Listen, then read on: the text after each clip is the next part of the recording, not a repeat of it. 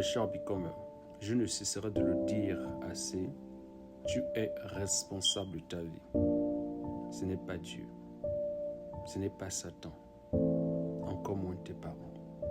Peu importe ce que tu as vécu, peu importe ta classe sociale, peu importe tes blessures, sache que tu es la seule personne qui peut rendre ta vie excellente, brillante ou médiocre. Ce ne sont pas tes prières, ton carême, ton jeûne. Ta vie, c'est toi. C'est ta prise de conscience. Toutes ces personnes que toi, tu admires tant, elles ont aussi eu des faibles commencements. Elles ont aussi à un moment donné douté. Mais elles ont compris une chose. Si elles ne prennent pas leur vie en main, si elles ne passent pas à l'action, leur vie ne changera jamais. La seule personne qui pourra changer sa vie, c'est toi. En prenant conscience, sache que tu vis pour une raison bien précise. Tu vis pour un but bien précis.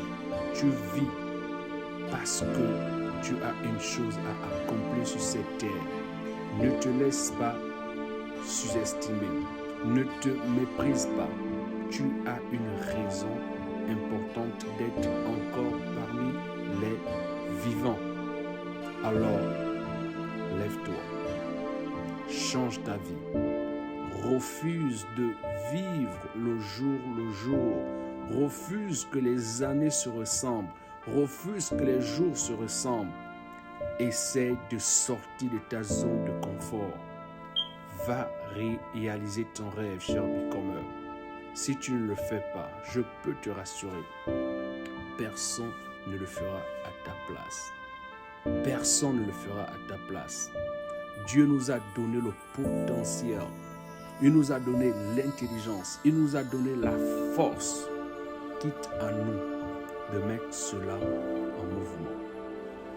Tu es plus grand ou plus grande que tu ne l'imagines.